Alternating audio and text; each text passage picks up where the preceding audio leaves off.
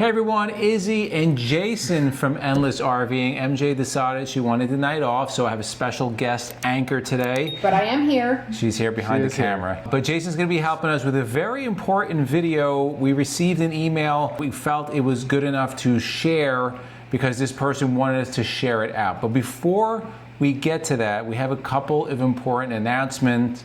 One having to do with this guy right here. So if you want to tell a little bit about what's going on in the next couple of weeks with you and what people have to look forward to. So a lot of people, a lot of our subscribers and viewers are wondering, where is Jason going to college? So we will be visiting the Select Choice coming up soon. We're not going to say anything yet, but just look forward in the next few weeks for an upcoming video because we will be announcing very soon where I'll be off to college. Yeah, it's very exciting and it will be part of a road trip vlog. So if you're not subscribed, you want to make sure you hit the subscribe button, notification bell. And we have been getting some notices from subscribers because we put something out on our community page. A lot of you that were subscribed are like not subscribed anymore, or you don't have the notification bell. We don't really know what's going on with YouTube. I know we put out some gun videos and sometimes YouTube doesn't like that. So just go make sure that if you are subscribed, make sure that you still are and you have the notification bell on. Today is, what's the date, hon? Today is February 18th. February 18th. Very important day. It is. One of our good friends, it's his birthday. So happy birthday, Matt from Matt's RV Reviews. It is his birthday today, although this is coming out a day later.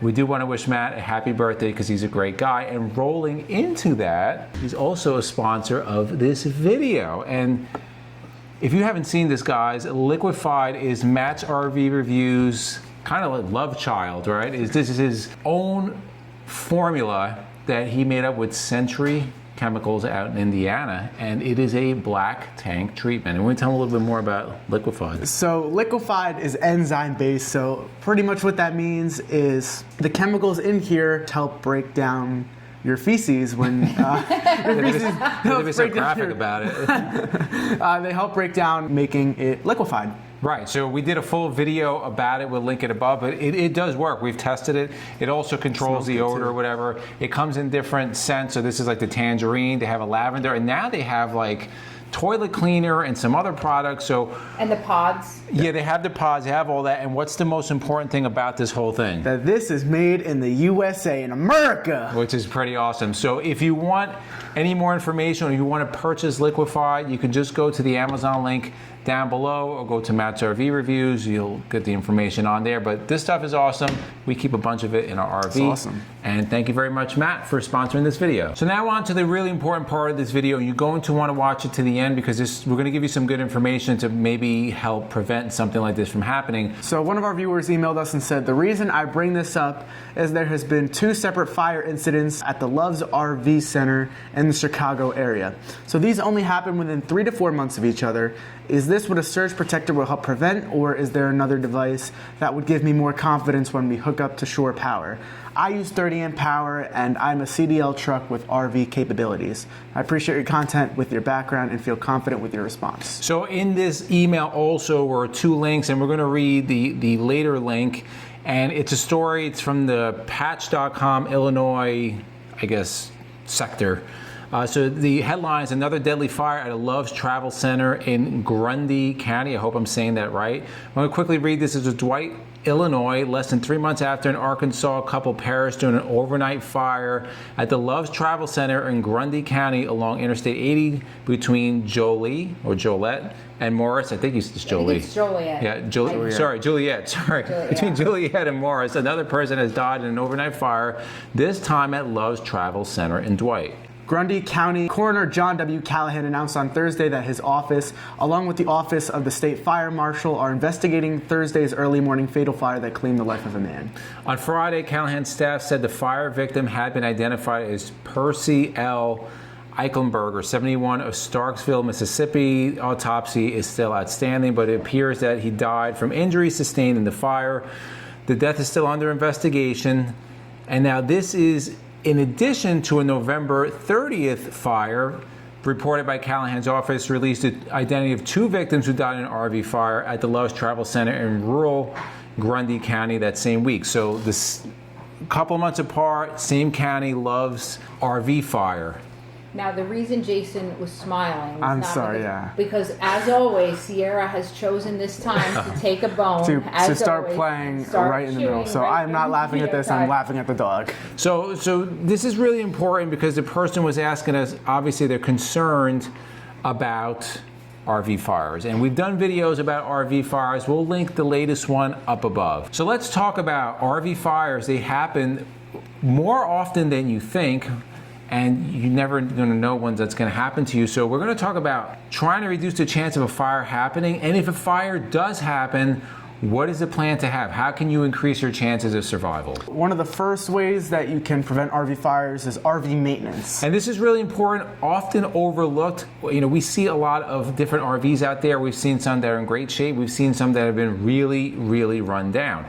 And sometimes, a lot of times, these fires are caused by electrical issues or something with the engine, or RV refrigerators are a big one. At least periodic yearly inspections, checks of your RV and the different components, you may be able to find something that could potentially cause a fire. The next one is fire extinguishers. So typically every RV comes with one fire extinguisher. We have 5 on our rig, so just in case, let's say, a fire breaks out in the front, we have one in the back on hand.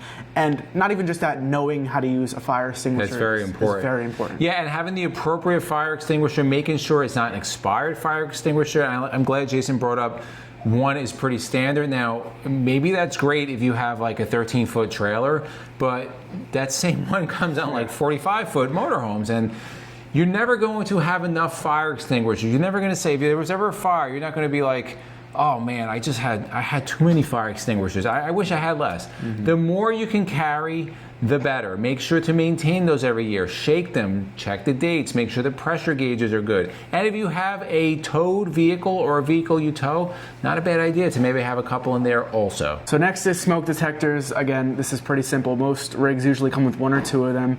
Make sure you're checking the batteries on them, cleaning them periodically, checking the expiration date. That's pretty self-explanatory. We found this when we first got our motor home. I went to test them and the one smoke detector was not working, and actually there's a tab between the battery contacts and they never pulled the tab. So if I didn't check that, that smoke detector never would have worked.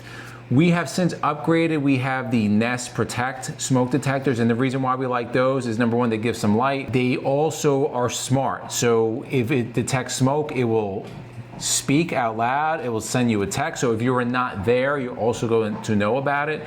And they communicate with each other. So if one detects some kind of issue, it's going to communicate with the one in the bedroom. It's like the same at home. If we have something going on in the basement, they all speak to each other. Relatively inexpensive. If you're interested in them, we'll put our Amazon link down below. The next thing is really important, and again, this is a tool that is out there for RVers that's relatively new.